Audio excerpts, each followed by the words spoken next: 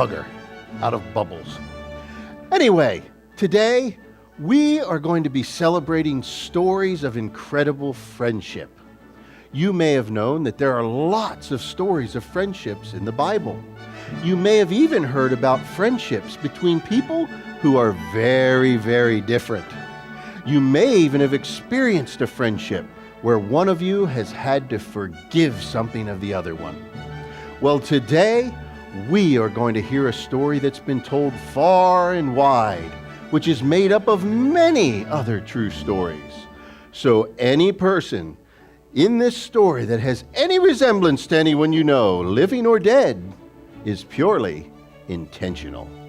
Now let's sit back and enjoy the amazingly astounding and strange story of Sam and Vinny.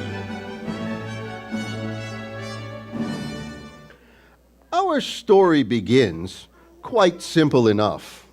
Sam is kind. And Vinny is tough. Friends from the time they could crawl and spit up. Ew. Sam grew wise, and Sam knew stuff.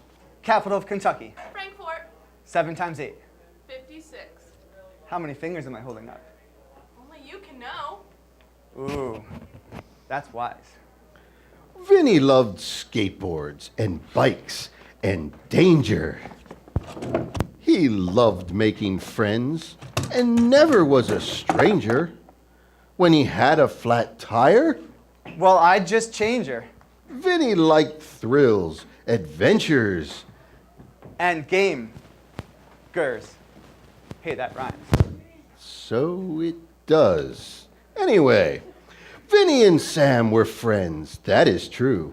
They were friends when they laughed. And when they were blue. And though they were different, they knew they both knew that they'd stick together because that's what friends do. Yeah. I remember one day when Sam received mail.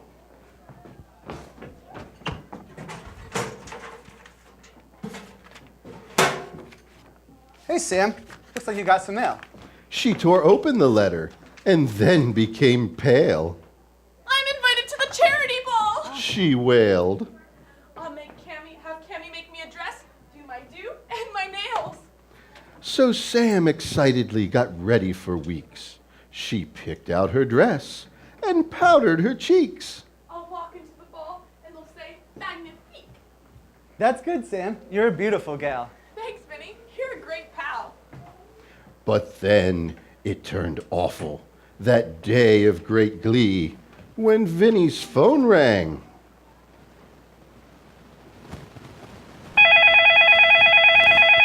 It's for you. It's for me?